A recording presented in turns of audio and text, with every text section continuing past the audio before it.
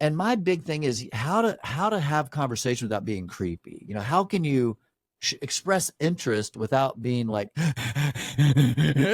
like I really, being too needy and too, because I did fancy her. I definitely fancied her, and I Hmm. was like, okay, Timmy, be cool, be cool, be cool. Just calm down. And so I had to talk to myself a lot, but then I just remembered, you know what? Just be myself, just be you, be genuine, be authentic, be true to yourself. And that's the thing that I struggle with that. Honestly, I did. Hmm. That might have been the Christian element too. But it was like Oh, I it's the couldn't, shame. It's the yeah, the shame shame and the mechanism. Yeah. guilt. I couldn't fully be, I was partially authentic, but it was like I couldn't. What do you want me to be? Well, how do you want me to be? Yo, you want me to Yep. like country music? I'll like country music. Oh, you want me to be into hip hop? I'm into hip hop. And then I draw I the line at country music, though. polka. I don't do polka. So I finally just realized, you know what? Just be you and live your authentic self, which a lot of that my tattoos have a lot to do with. There's a long story here, Nick, that I could get into at some other time, but there's a lot of things that I wasn't being true to myself when I was super religious. When I Hmm. left religion and felt free, I was like, man, I'm free to be me. And it didn't do what Christians think. When you leave Christianity, they think, oh, he's going to go to the dark side and live this Devil. lascivious, crazy life. The Devil reality got is, a hold of Timmy. well, yeah, I actually would, if technically I'm more moral today than I ever was, and I'm living my true authentic self. And so, go figure, right? I'm not living in a van down by the river hooked on drugs. It just took me down a different path. And one of the things that I learned is just 100% authenticity. I'm going to be real. If it offends you, that's on you. That's not on me. Yeah. I'm just going to be me. And when I met my now wife, Jessica's her name, I just was like, I'm going to be me. I'm going to 100% be me. I'm not going to cater myself, my personality. I'm not going to cater anything to just try to win her over. I'm just going to show up as me. And that's what she did. She's my inspiration. She's so authentic. It's like every time I introduce her to anybody, they could be a minister. I could introduce her to my friend that's struggling with addiction. I can introduce her to anybody, and she's always the same. I'm Oh, always I love just so that. impressed by that. Like, I'm like, babe, you're just you wherever we are. I have found myself being more of a chameleon throughout life. Around Yeah. these people, I'm this way. Around these people, I'm this way. And so she's been a big inspiration and really has helped me become just my authentic self, which is again another thing about a relationship. You should always find yourself in a relationship, not lose yourself. That's Yes. that's a big key. People get married and all of a sudden they find they're living this life that they never would have wanted to live, and they're just so lost. And it's like, well, you know, there's two to blame, of course, but you got to get back to yourself.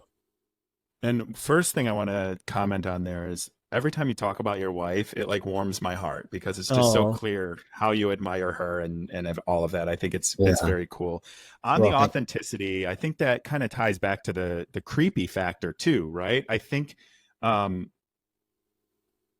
for me, I went through, I think, a similar journey to you. I wasn't really sure who I was. I say all the time I was meandering around in my 20s. I didn't know who I was. I didn't know how I wanted to show up in the world. I didn't have all the information that I have now, good and bad.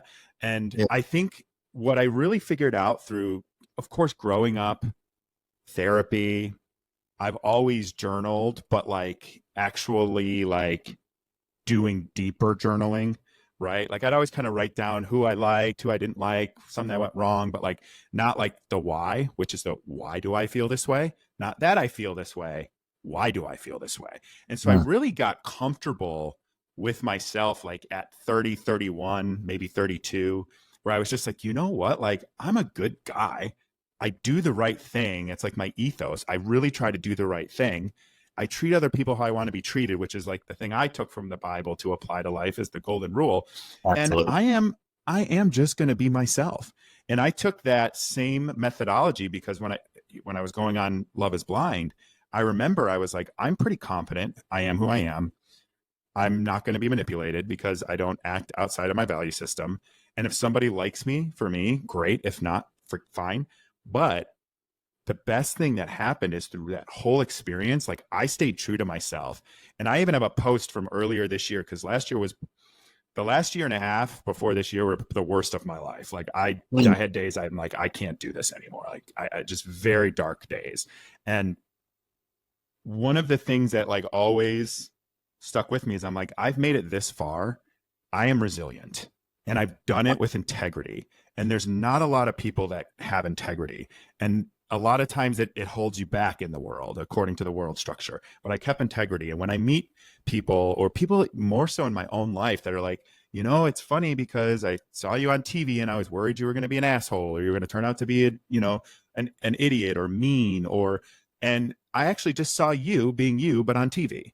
And I think it's like the warmest feeling. Or I have people that follow me that are like, the way you stayed true to yourself and your values through your very public divorce, and everybody commenting on your You Can Foundation, and people dragging you through the mud about, you know, having issues finding a job, and just stayed true to yourself the whole time. And I can sleep at night, and I think other people can too, but like that authenticity, if you hold on to it and you find out who you are and you show up that way, the right person's going to walk into your life and be there, and you'll shed the rest.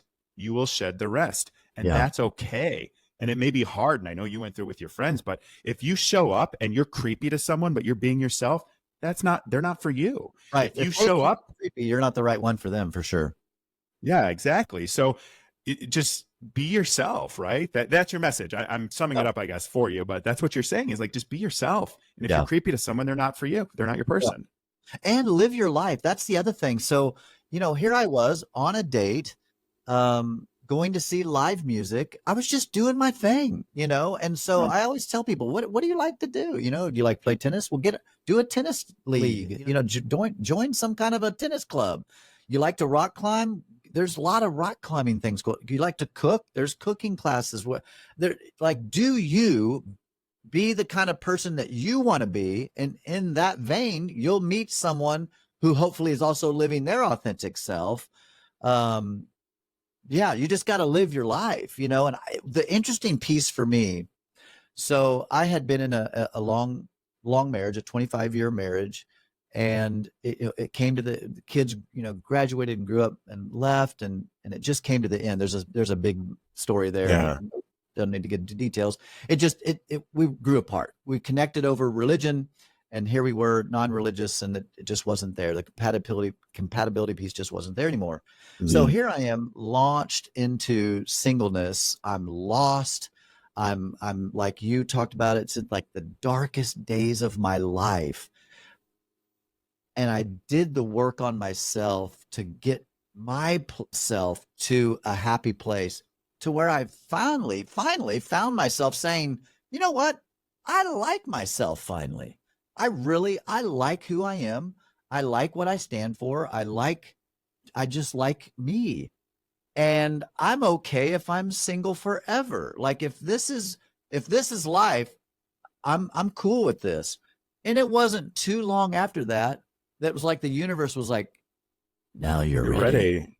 Yes. It was like the universe is going, aha, you have received the gift of, you're okay with it. Now I can bring you a partner. Because people say, I'm looking for Mr. Right. I say, but you know what? It's more important to be right before you look for the right person. Like you have to be right with yourself and look in the mirror and say, you know what? Yeah, I'm good. And not in a cocky way, but just in a confident way. Yes. And then you present yourself out into the world, and people they'll reflect off of your reflection of yourself. If you don't like yourself, you're projecting to other people, and they're going to look at you and go, I don't like them.